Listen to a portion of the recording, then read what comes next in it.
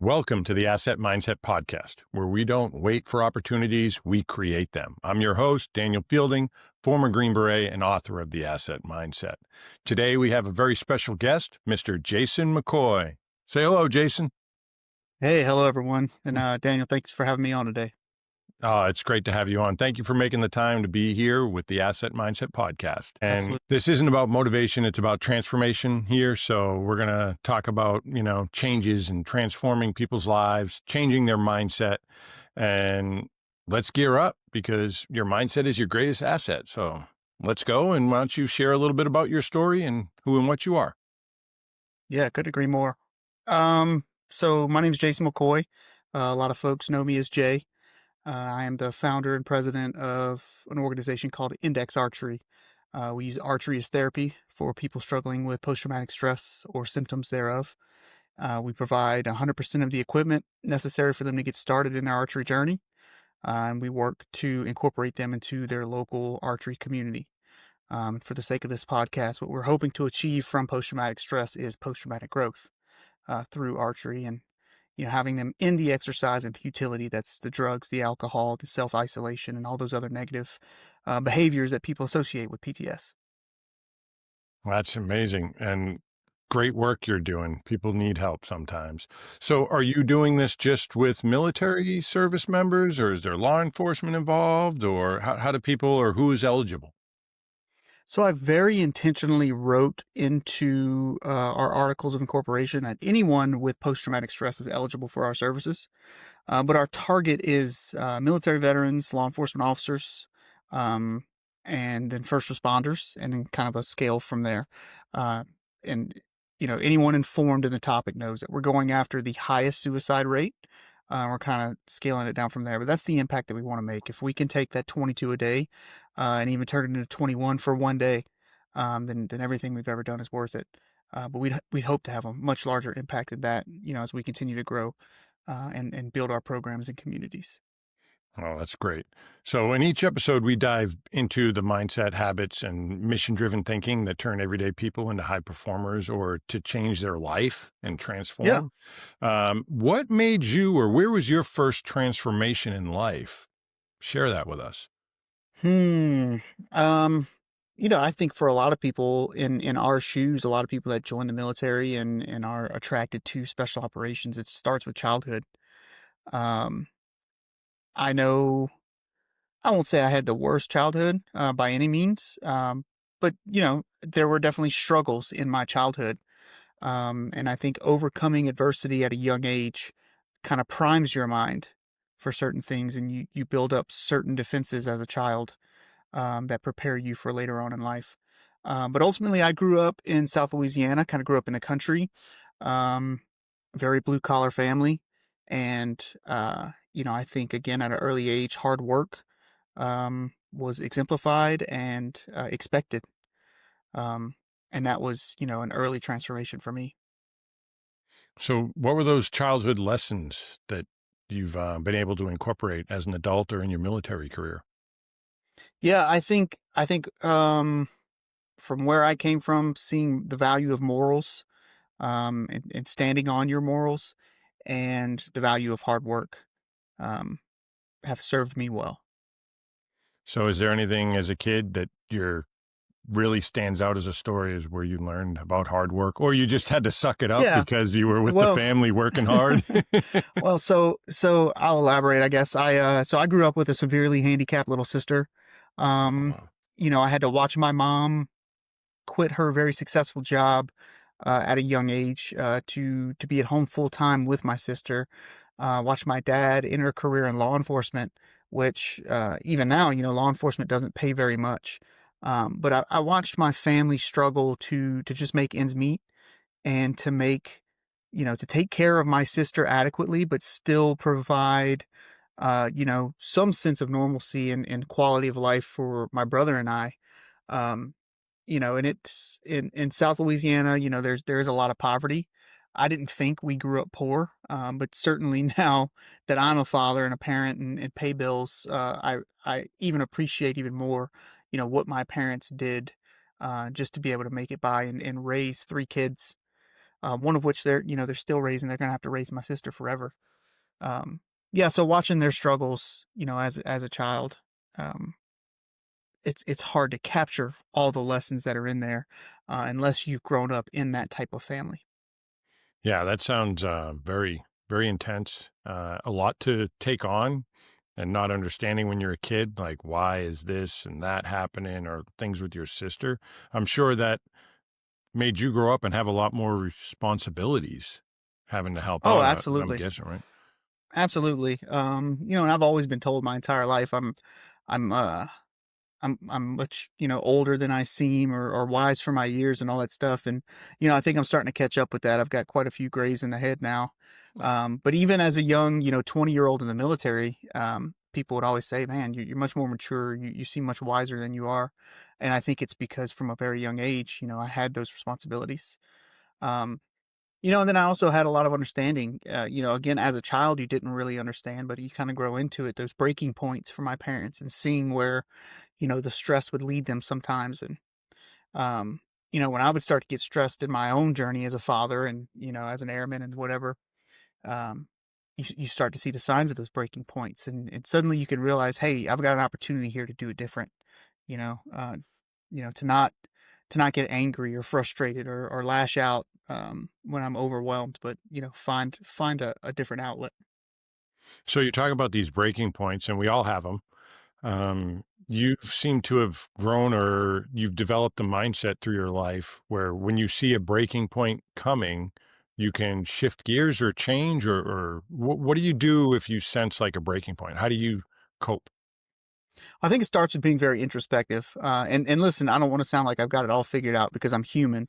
And sometimes I do still hit those breaking points. And then, but luckily, I think in the moment, I'm able to kind of recognize and say, hey, this is not the reaction that I want. But again, going back, being introspective, having, your thumb on your inner self and knowing, being in tune with your emotions and recognizing, hey, I need to start looking for those outlets. Or sometimes it's just, hey, I need to be mindful of what's going on, the situation I'm in, take a breath and catalog. For me, I always like, what's the level that this matters? And, Hmm. I'm also a religious person. I grew up Catholic, and I still very strong in my faith. And a lot of times at the end of the day, the only thing that matters is, my faith and what happens after this world. I certainly think it matters if we're a good person while we're here. But at the end of the day, all these worldly things that people get stressed out over and get caught up in, um, that's the trap, right? We were warned about that. Jesus spoke about that. So I'm getting stressed out. I'm thinking about something so much, and I have to stop and ask myself, what does this really matter in the grand scheme of things?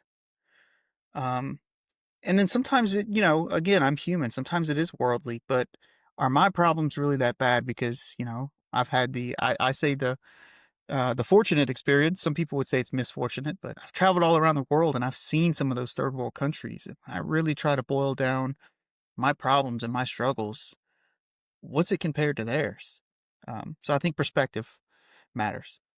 That's powerful stuff right there. And I totally hear what you're saying. My wife and I recently went to Guatemala, and the organization, the foundation that we associate ourselves with, they're trying to get a well in for clean water because these people don't have clean water and they're having kidney failure and having all kinds of problems with kidney stones and whatnot. And it's here we are so blessed that we have running water. Now, yeah, depending on where you are in the country, your water might not be the best, but we have availability to get water and have drinking water, have shelter that's, not that convenient for other people to be able to live at the standard we do. So I Yeah. got to say that that perspective is a very powerful tool. And I'm glad you shared that because when we get stuck in our world and we're comparing ourselves to the Joneses or, oh, I have, a Chevy truck that's got 200,000 miles on it. And, I wish I had. Well, be grateful you have a truck. Be grateful it runs. Like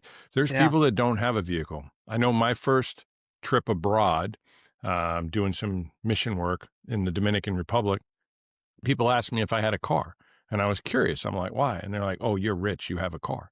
because where I was at working at this orphanage, the people in Esperanza, they would share a car. Like the whole neighborhood would come in and pitch in money and get a car, and you'd have to like ask to use it or sign up for when you could use it to go. And I'm just like, that to me, I was 21. I was like, wow, Yeah. that's very humbling. How spoiled am I? And yeah, it was an old Camaro, but I still had a car and a Camaro, when I came back. Right. So Right.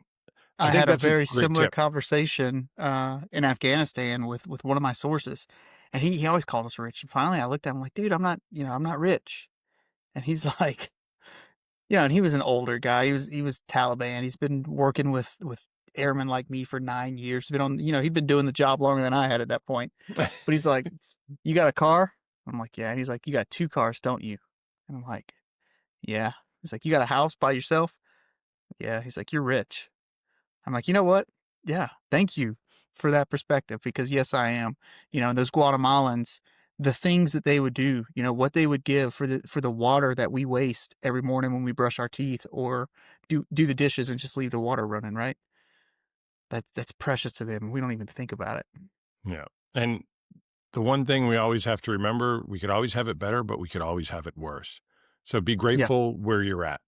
And that, if you can do that every time you're coming up on a breaking point or things going bad or going south or not the way you plan, just relax, take a breath.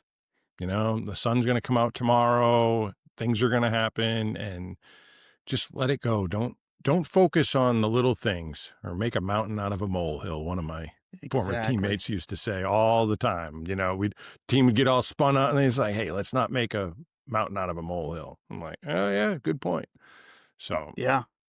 And I mean it could be a lot, right? And social media is a factor, the news cycle's a factor, just all these things in the world, but I tell people all the time, just go outside. I love the phrase touch grass, and I know that it like that comes from a different place, but now, I've kind of stole it like go outside, touch some grass, let the sun hit your face, take a deep breath, and just like recognize for a moment that like we live in a beautiful, incredible world. Yeah, sometimes it really sucks, but when you really think about it, like the world is an incredible place with all these different things, and there's some really great people in the world too. Living amongst all those really evil ones. So just focus on that. Take a breath, sun's on your face. We're okay. We're gonna be okay. yeah, go for a Yeah. walk. That's one of the things that's come out that I love. Like if you're stressing out or whatever, just get outside, go for a walk. You don't have to do this crazy workout or whatever. I mean, those are great if you can do them and you have the motivation and discipline to do it. But if you're sucking, just go for a walk. Get outside, breathe some fresh air, look around. You're going to see some miracles, just like you said. We live in a fascinating world. And I think that's a great point that you bring up. Just look around yourself. And no matter where you are, I remember being in Afghanistan and looking up and being like, oh my God, these stars are beautiful. I've never seen Gorgeous. because it's so dark and so open in the field of view. And I was like, this is incredible. Like I was sleeping on the hood of a Humvee, but like it Yeah. was incredible or sleeping in the turret. I did that more than the hood, Yeah. but, Some guy uh, tried to kill you today, but man, in this moment, things are yeah. good. And hey, they didn't succeed. Yeah, exactly. So obviously you have a servant's heart and you like to help people. So talk to us about what you do with this archery and how'd that come about?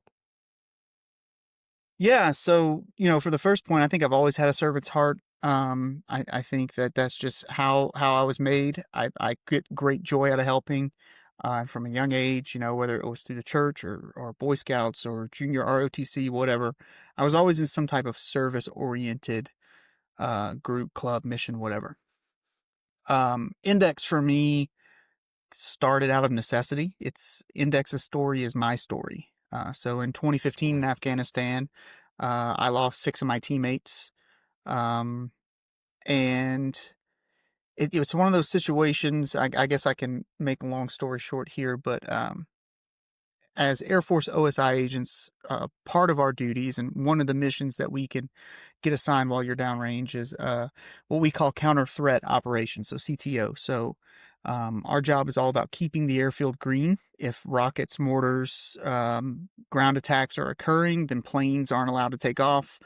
So that affects, the whole battle space. So our job is to gather intelligence and put together strike packages, and usually working through ODAs or SEAL teams or task force, whatever. Um, action targets, capture, kill type stuff. So our task force, we were probably 4 days, 5 days a week. We were outside the wire, within the first 5 clicks of the base perimeter, but we're out there looking for weapons caches, recruiting sources, gathering information. My roommate and a guy that I went through, our initial training with, our pre-deployment training, he and I had known each other for, I think, 3-4 years at this point. Michael Cinco, he planned an operation. They had just lost source coverage in a specific area that we had responsibility over. So they were going into a village there to kind of spot and assess and just see what it looked like on the ground. He had chosen my team to be his number two. So an agent team was usually 2 agents and a linguist, and then we had an analyst who would stay, on base. So we started plussing up, and we would bring 4 agents and 2 linguists on every mission, plus our security element. So a couple days before that mission was set to go, I went to him and said, "Hey, look, me and my partner, we've got like 5 sorts meets this week. We've got 2 outside the wire missions of our own. We're slammed, and can you take Pete's team with you?" So Cinco says, "Yeah, no problem." So he changes it out. Gage and I are we're just going to sit back. We told him, "Hey, I'll be your QRF in case anything happens," just kind of a joke. Well, they leave for their mission. About an hour later, we had our own ISR platforms embedded in the task force. So one of our ISR guys comes running up and he's like, "Hey, team just got hit, and everybody's down." And I'm like, "Dude, don't fucking joke about that." And it's this point in time, this was 2015, remember? So, it's Operation Inherent Resolve now. Things are dying down. Yeah, we're still getting rocket fire and stuff, but it just wasn't the same Afghanistan that it was my previous trips over there. And now everything is, we're training, advising, and assisting the ANA and the ANP and the commandos and all this stuff. So we just didn't. We were in that mindset, and they say complacency kills, but it was just like, hey, we're fine out here. Nothing's gonna happen. And so anyway, one of my teammates, Pete, died standing where I feel like I should have been standing. And then Cinco, I was really close with him. Cinco's partner was a guy named Chester. He actually recruited me into OSI. So I'd known all these guys for quite a while. We were pretty close. So we get the phone call. Gage and I, we roll out to the casualty collection point. We're now, dealing with carrying our friends in body bags, and and then I get a phone call, and it's like, "Hey, we need you to identify all the bodies so that we can start making like official notifications." So now I'm unzipping the body bags again, and just all of that nonsense, right? And then, of course, because OSI, the other component of it is we're criminal investigators, our headquarters, our 1-star general at the time has the bright idea, "Oh, we're going to run this like a criminal case, and we're going to run it through the Afghan courts, and we're going to avenge our fallen agents that way. So what I need you to do now is to go back and collect all of their clothing and their belongings and process that like it's evidence in a case." Because and the terrorist who did this is obviously in 3 pieces in the village still, but of course there was a cell of facilitators that orchestrated this whole thing. So thankfully, I don't think we really used the criminal case aspect of this. We worked through 3rd group and some bubbas from, I think, 19th group to put together those target packages and schwack a whole bunch of dudes. But that's how that deployment finished out for me. It was nose to the grindstone. We got back to work, and for me, it was about vengeance. It was wrath. It was we're going to kill everyone responsible for this. And that's what we tried to do. So when I came home and finally slowed down, it hit me like a ton of bricks. And it was that I'm sure your listeners are familiar, at least some of them will be, with that. I call it the dark room. You're in an empty house for a little while, and you're kind of looking around, but then finally you find that dark room, and all you got to really do is close that door behind you, and everything will be fine, or at least that's what you tell yourself. So I'd found that dark room and was kind of peeking into it, just wanted to see what was going on in there. And thankfully one day, I think the Lord hit me over the head, and I had a bow sitting in the garage, and I just said, I got to get out and do something. In the military, especially in my generation, you roll your eyes because every 6 months you're having another resiliency training and your annual suicide awareness CBT. And then every 3 months you got somebody from the med group coming down and talking to you, and you're like, whatever. But in the moment, it's all that stuff is coming up, and it's like, hey, here's what's going on with you. Here's why you feel this way. Here's why you're drinking till 4 a.m. and lying to your wife while she's at work, and you're like, yeah, I've been up all day, but you didn't get up till like 2 in the afternoon. So one day I saw my bow laying there in the garage, and I was like, I got to get outside. There was an archery range about 3 minutes from my house on Fort Richardson. It's a really nice range. I drive out there, and as soon as I get out there, that depression hits again, and it's like, you don't want to do this. You just want to go back home. But I'm here now, so I force myself to get my bow out, and I draw back and I shoot, and I miss the target. I was a pretty decent shot even back then, and I missed the target by like a foot. I'm like, what the hell was that? I grab another arrow and I dial in, get my form right, and I got a bullseye. And I start shooting, and I'm shooting, and I'm shooting, and I shoot until I'm tired and I can't shoot anymore. It's hard to pull the bow back, and I pack up. And as I'm packing up, I think I realize, hell, that's like the first 2 hours and probably the last 8 months I haven't thought about Afghanistan. So the next day I went and shot again. And I spent about a week shooting and said, okay, this shooting thing is helping, but that means there's something there for it to help. So I went in and I spoke to my detachment commander at the time. I think 2009 is when he got hit, but he was doing the same mission. He was in a up armored Humvee that got hit by an IED, or they rolled over an IED, and it damn near ripped him in half. He had a scar from his sternum all the way around his body and up his back. So he'd been in a worse place than I'd been in, right? And he was very open about his struggles. So I went in and talked to him, and he was a very good leader. The first thing he did was we were also at the time investigating some child sex crimes. So he would have this psych doc from the med group come into the detachment and sit in the conference room, and he scheduled everyone an hour-long block to go and talk about, whether it was the sex crimes we were looking at, because that child stuff will mess you up too. But it was mandatory. You didn't have a choice. And he said, you don't have to talk to the doc. You just go sit in there for an hour and play on your phone, but everyone has a mandatory block. Well, that made it very easy for me to walk in there without everyone being like, oh, is Jay okay? And then that led to me walking over to the med group and saying, okay, yeah, I really do need some help. So it kind of grew from there. I wasn't ready for talk therapy at the time. I wasn't ready for a lot of the stuff that therapists had to throw at me, but just knowing that I had that bow and it was helping, and I didn't need to drink to turn off, that movie that was Afghanistan. I didn't need to do anything negative. I could just go shoot my bow, and at least for 2 hours I could turn it off. And it just, the more I did it, the more impactful it got.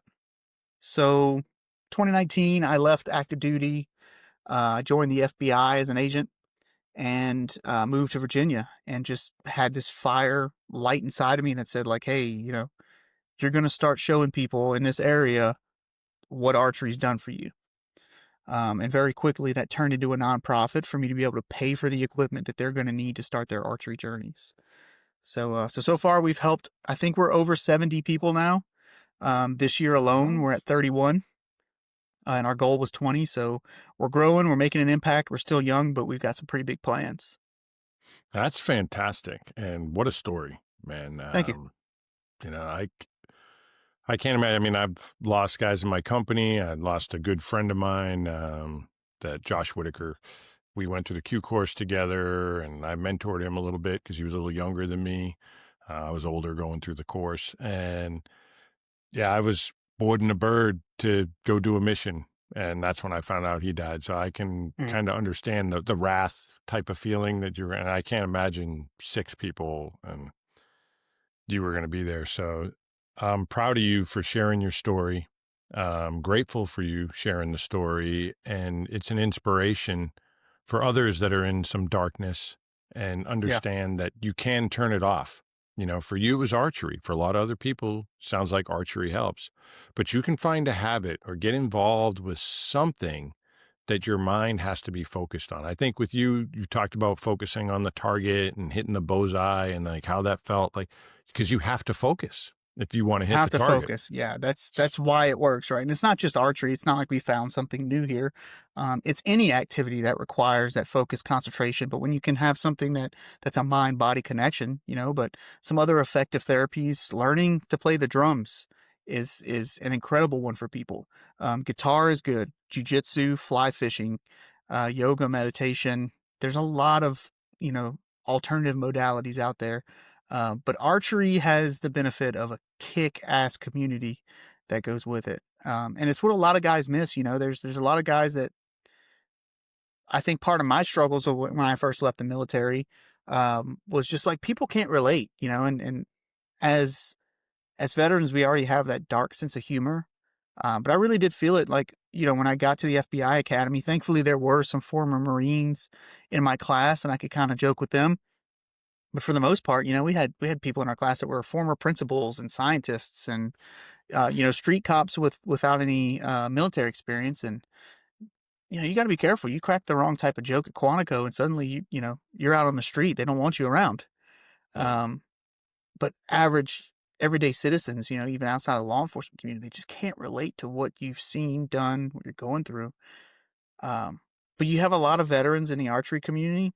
But you also have just like these good old boys and girls, and it's just like, you don't have to be talking about combat related stuff, but it's that same kind of banter, right? You, you're aiming at a foam target, a foam deer, and you're aiming for the 12 ring, and, you're just outside and you shoot a 10, which is still good. And somebody leans over and like, hey, you want to not suck next time?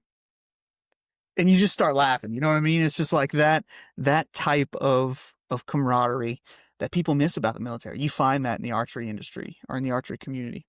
But you also find the type of people where, you walk into an archery shop and you're soaking wet, you don't have a shirt on, and they're like, what happened? You're like, my truck broke down 10 miles ago. Somebody's saying, here's my shirt. Somebody else is saying, hop in, we're going to go get your truck, and they don't even know who you are. That's the other side of this. That's the other gift that I'm giving to people.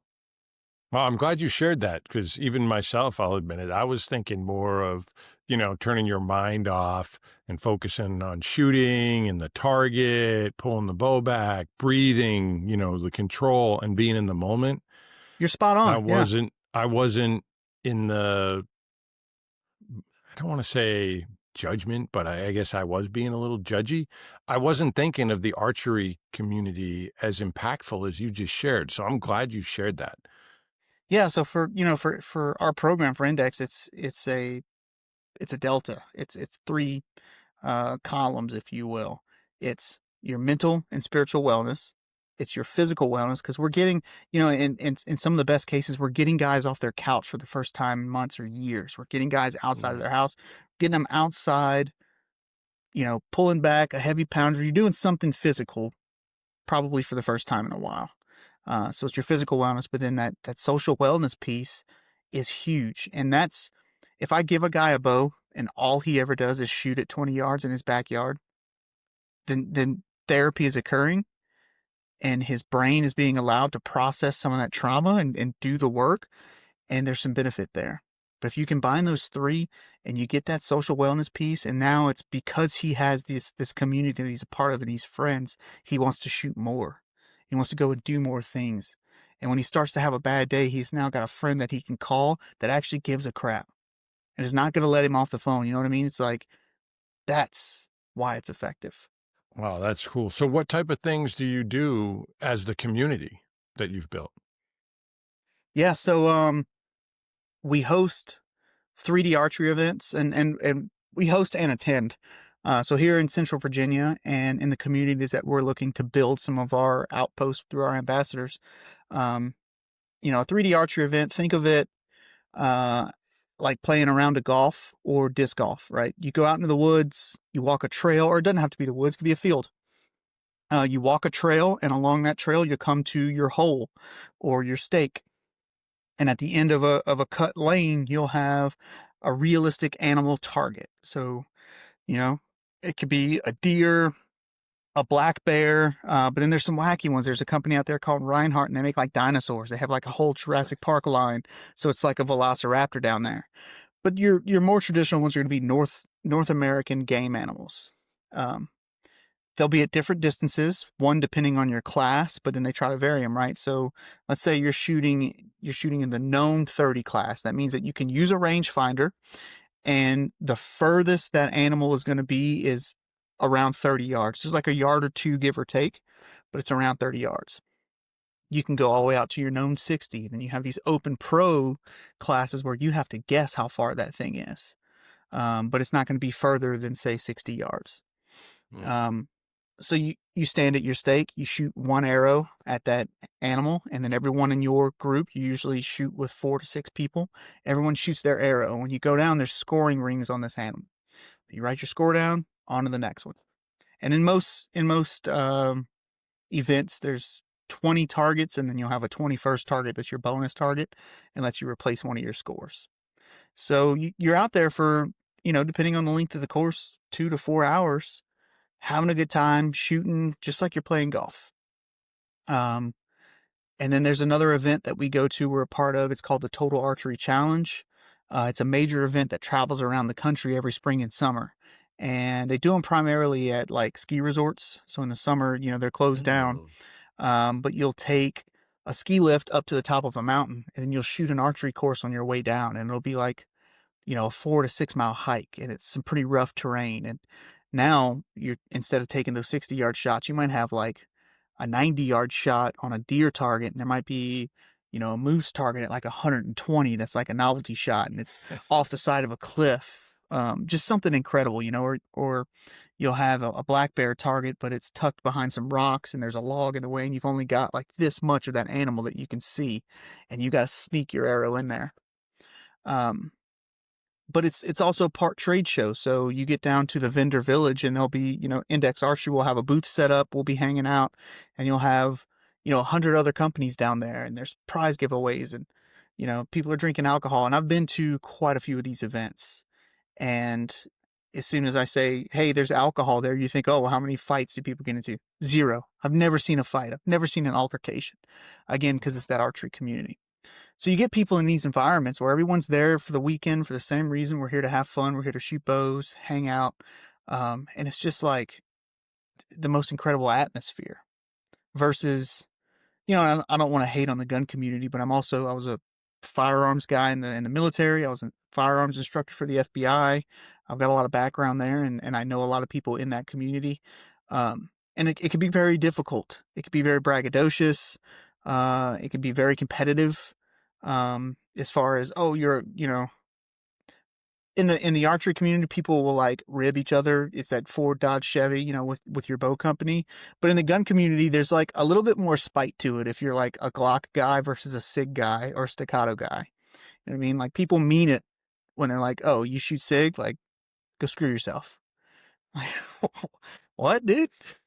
Yeah, no, you don't really get that in the archery community. So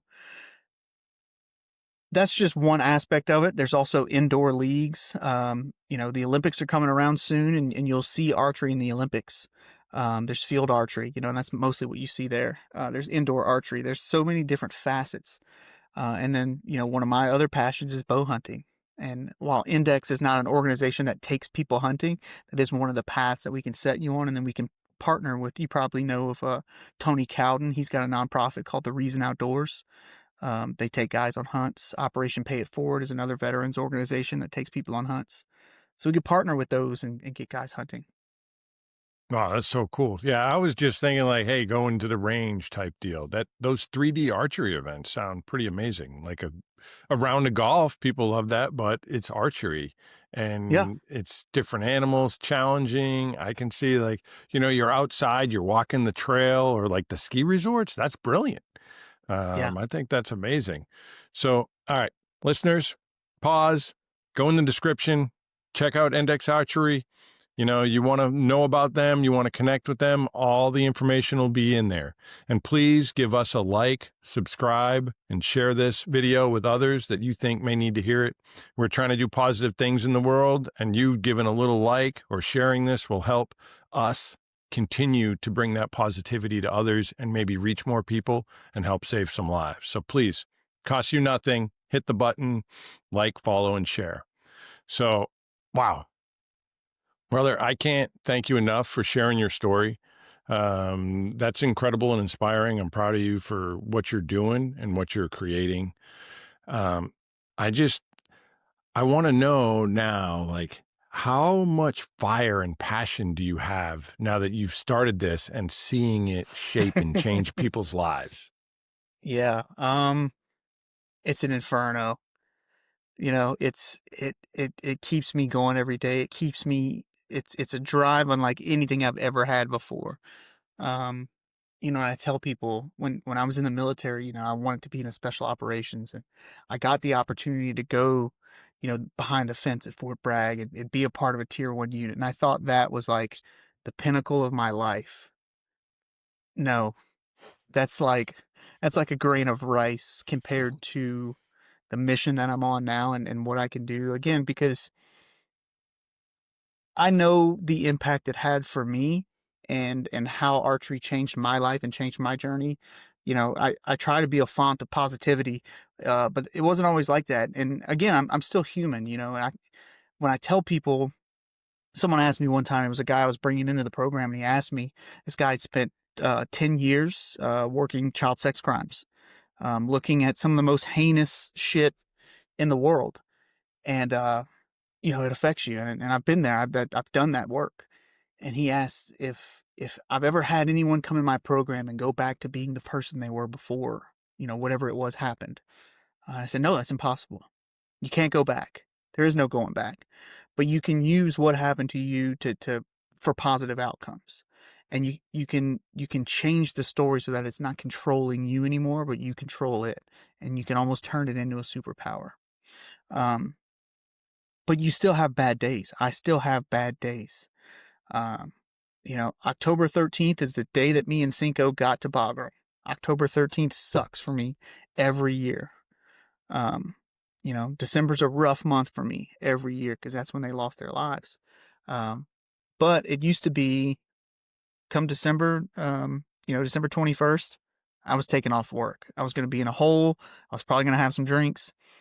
But I found a really, really great therapist once I was ready for more therapy. And um, I go to work on December 21st now. I celebrate their lives on December 21st.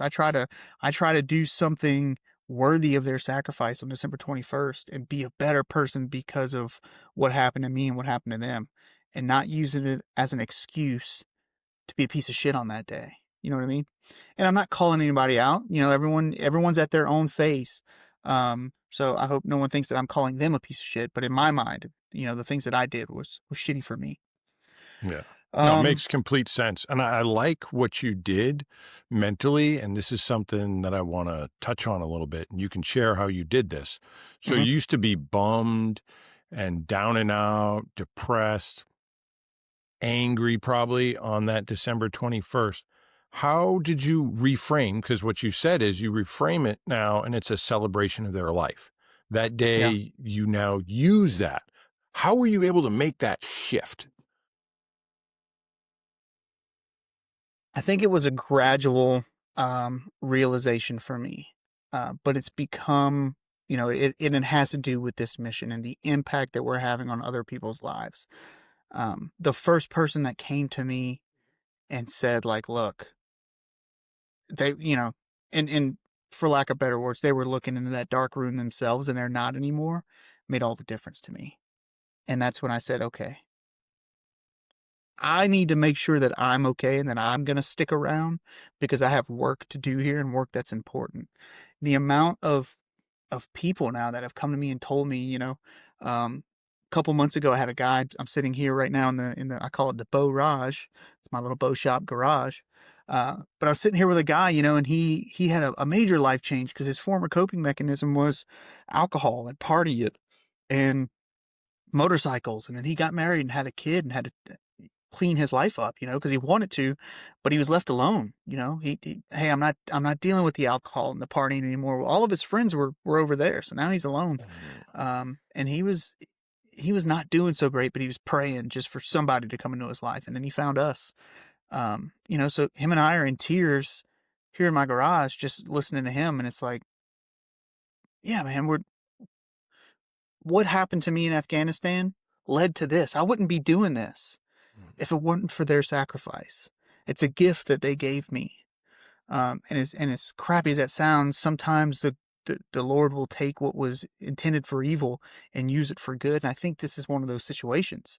Um, so I have to remain positive, and I have to, be thankful for this gift that I have. Because I could have been standing there. I, I, you know, I don't have to be here today.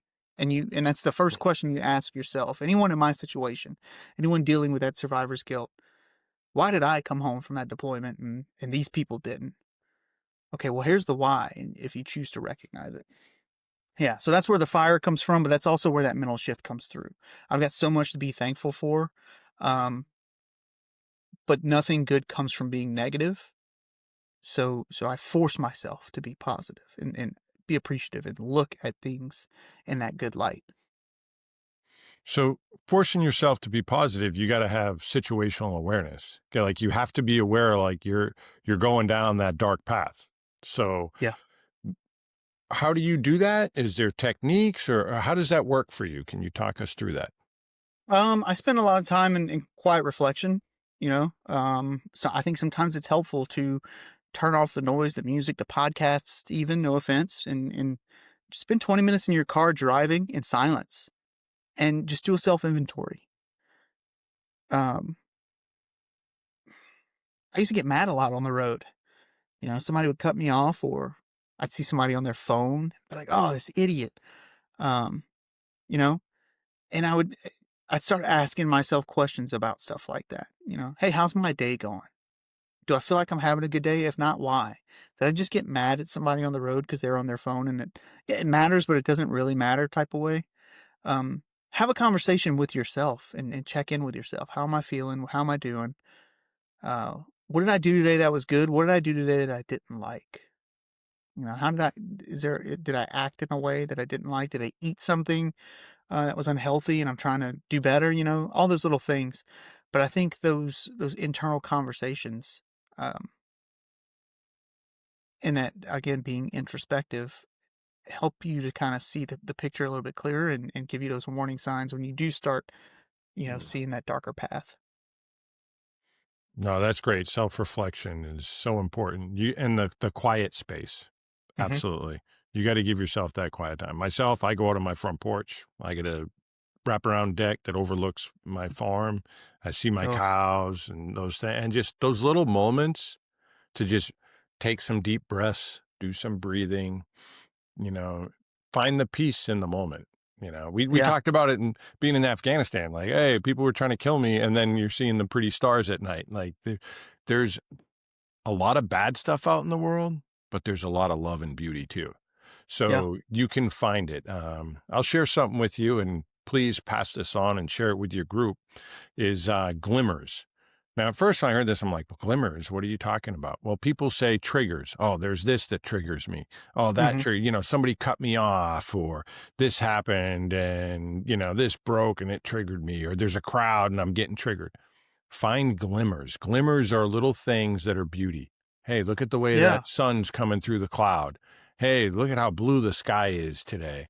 Oh, look at that bird just sitting there. Man, that's an amazing creature that God made. Like there's glimmers all around. So when you see yourself getting stuck, shift your mind. That's the reframing. yeah, Like, hey, I'm getting triggered now. All right, let's see if I can find a glimmer.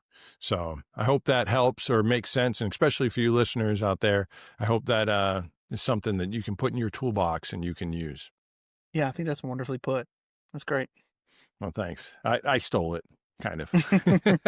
I'd love to take credit for it all. I can't remember where it came across. So whoever shared that with me, I apologize. But no, that it's I think a great tool, and having the time to yourself will help you find those glimmers in the world. So I want to talk also about now tribes, the Hmm. people you surround yourself with, because it sounds like the community part of Index Archery is amazing. So tell us about community and how being in the right community, even if it's not your program, how that can be game changing. Yeah, I mean, the simplest way to put it, right, is iron sharpens iron. Surround yourself with people that are making you better. Um, but then also find opportunities to pour into other people around you because there's a lot of fulfillment there. But your communities should be constantly, if you're not improving those around you should be improving you. If you find yourself stagnant, you're in the wrong room, you're in the wrong group, get out of there. Um, whether it's the archery community, another really thriving community that I enjoy a lot is the jiu-jitsu community. I made a lot of really close, genuine friends from jiu-jitsu.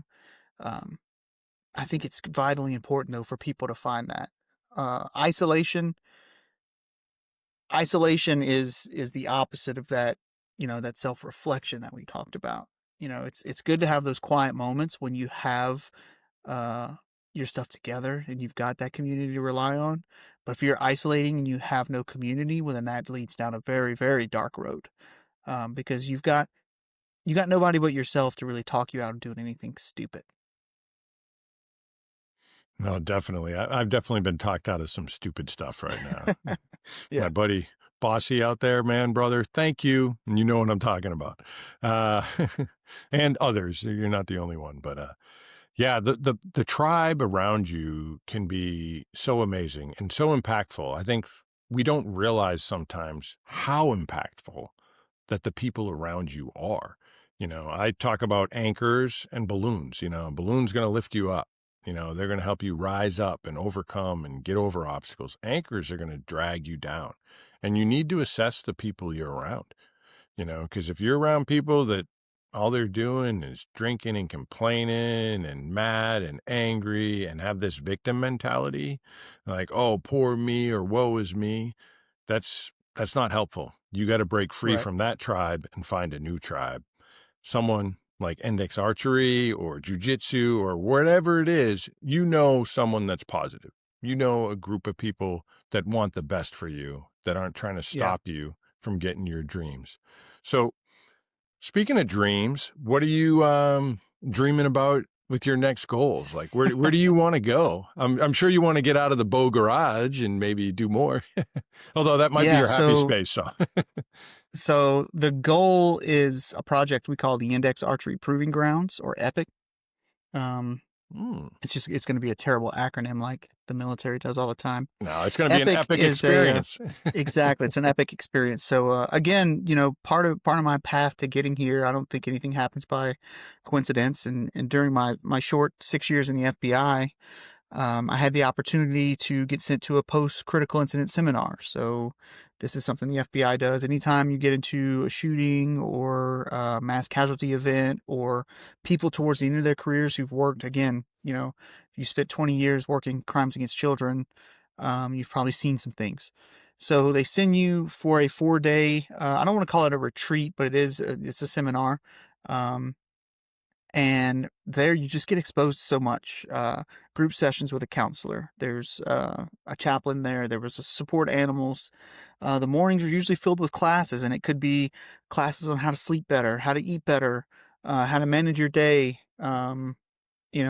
signs and symptoms of trauma. In the afternoons, it was kind of a choose your own adventure where you'd have 4 1-hour blocks, and they'd say, you could go get a massage, you could go learn yoga, you could go do Tai Chi, you could go do art therapy, but they would encourage you at least pick at least 1 hour of something that you would never choose otherwise. If you weren't here specifically for this event, you would never do it. Um, so it was a 4-day event. And I left there with just like such a different perspective on what's possible for Index. Mm, Um, so what I plan to put together is a 5-day retreat for people from all over the country. It's going to be kind of small batch, so I'm thinking somewhere between 5 to 10 heroes, and you pair them one-on-one with a mentor, someone who's already established in archery, and hopefully someone who has both served, experienced trauma, and has an archery background, so that they can relate on so many levels. Um, you start with an archery-centric retreat. You set up their bow, you teach them the skills, you start shooting. But after about 2 hours of your first session, you need a break. So then maybe we roll into, environmental therapy being like cold tanks and saunas, or maybe we do yoga, or maybe it's a group session with a therapist. The goal being during the first 4 days, you throw as many wellness modalities as you can into that first 4 days, and you're loving on them with good meals. You've got campfires every night, special events. My brother's a musician, so maybe use that to like have live music one night, some guest speakers. And then on day 5, we open the proving grounds, which is my plans is 100-acre, mostly wilderness complex with multiple archery ranges and stuff on it. But we open that up to the public for a 3D archery event. So now that archery community, that great community that exists that I was telling you about, they're coming onto the property. The heroes are getting to meet them for the first times. We got food trucks, again, maybe some live music on that day, but we host a 3D shoot and everyone comes out and they have a great time. So then that hero goes back home to the ambassador that sent him to us, and he's got his bow and arrow. He's got at least 1 or 2 other skills and coping mechanisms. And then from there, he gets to meet his local archery community. That's the goal for us. And it's ambitious. It's probably going to take around $5 million to get started. But I'm working with some folks, and we've got a plan to start raising money so that I could potentially start doing this full time and start working to build the proving grounds. That sounds like an amazing event, and I have no doubt it's going to happen because God's got a plan, and you're I here for a agree. reason. You're doing this, so it's going to happen. You're putting it out there, and listeners, hey, if you want to donate and help make this happen, like I said, hit pause, go in the description, find the links, and reach out because I'm sure they'd appreciate any help, how big or how small. It doesn't matter. It's the thought and the effort. So Yeah. this is a Every dollar great dream. counts for us. No, absolutely. And I'm just so glad that you have a mission and the passion. So, can you share with people like how important is it to find like passion and purpose in life? Yeah. I think it's critical to living, that fulfilling life and keeping ourselves fulfilled. Um, and a lot of us lose that. For me, I wanted to join the military since I was a small child. I just knew that that's what I was going to do. And I thought I was going to be, if you'd had asked me 15 years ago, yeah, I'm going to be in for 30 years. I'm going to make chief. I'm going to make E9, and I love everything about being in the military. But that changed, and I kind of, that, around 2019, I had lost that passion for what I was doing. And I thought it was going to be law enforcement and the FBI, and I lost that as well. Um, and I think I've seen people lose purpose and lose passion and become a shell of the person they were. Um, but it's also, I mean, just whether it's someone who reignites a relationship with the Lord and starts going back to church or finds a new career, purpose, whatever, when you can hear those stories or see that in person, you see that transformation in a person, um, it's so apparent how important purpose is. Yeah, I agree 100%. It's something that creates fulfillment in one's life. If you don't have that, it's easy to be down on yourself. It's easy to be stuck in that dark room or going into dark places because you don't have somewhere you're trying to go that is full of light. There is Hmm. something that's giving back. Yeah. So, what would you tell your younger self? If you could go back before you joined the military, maybe your teenage years, what type of lessons would you share for our younger audience, or what would you share with yourself?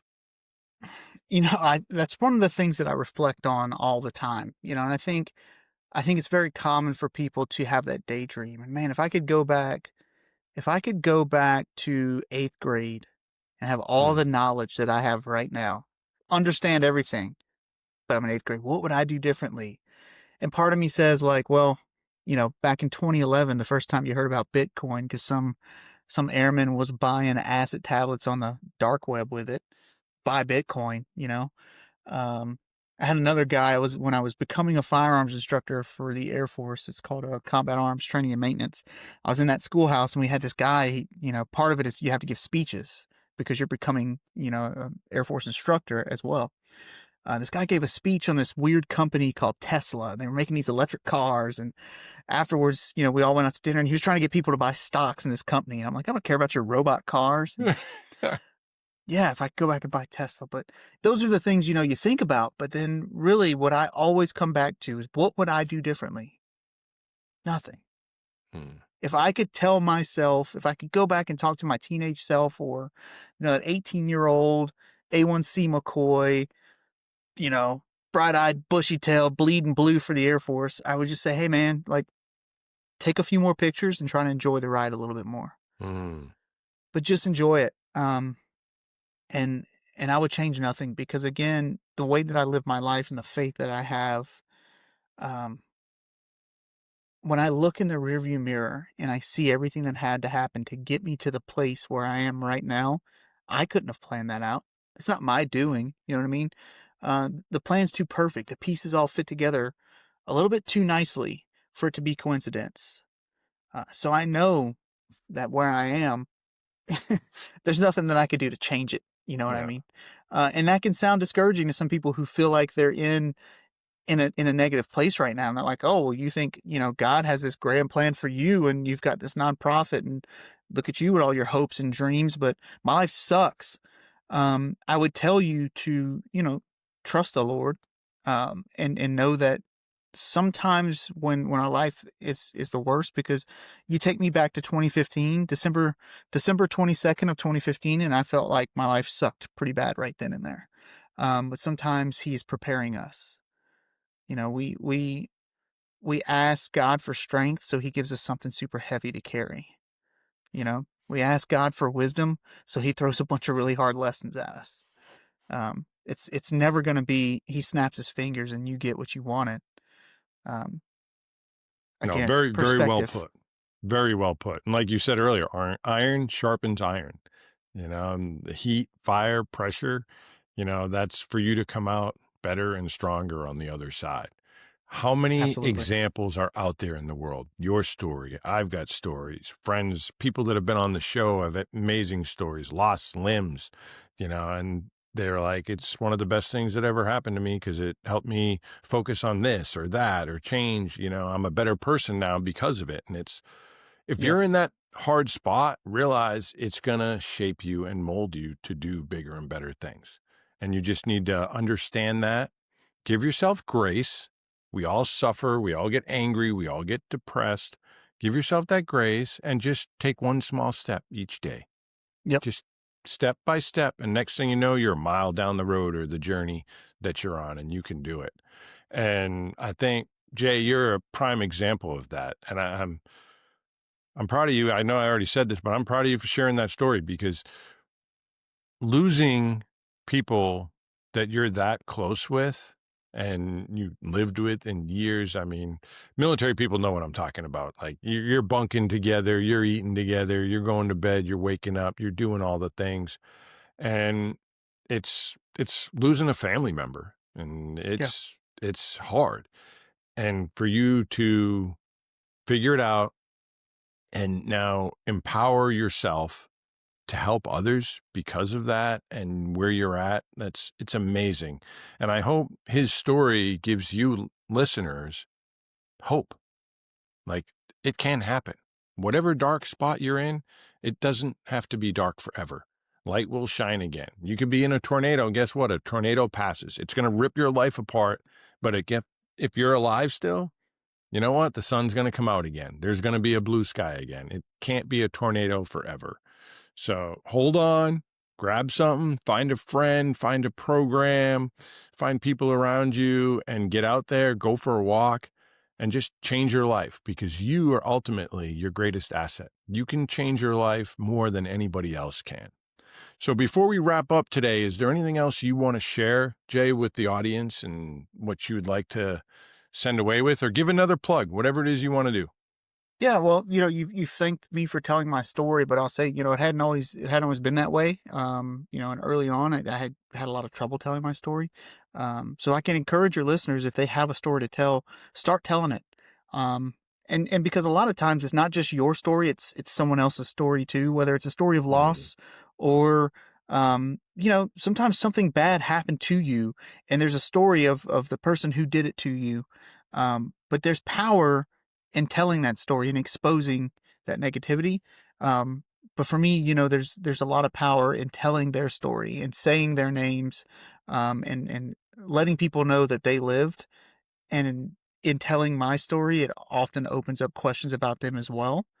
Um, so I get to remember them in a positive way. But it also helped me heal, just to get it off my chest. So tell the story. Um, I think it's very powerful. So I appreciate you for thanking me. But I'm happy to be doing it. Other than that, yeah, there's a lot of great nonprofits out there, trying to do good, trying to fill the gap between the VA and all these other service entities. Like I said, we focus a lot on veterans.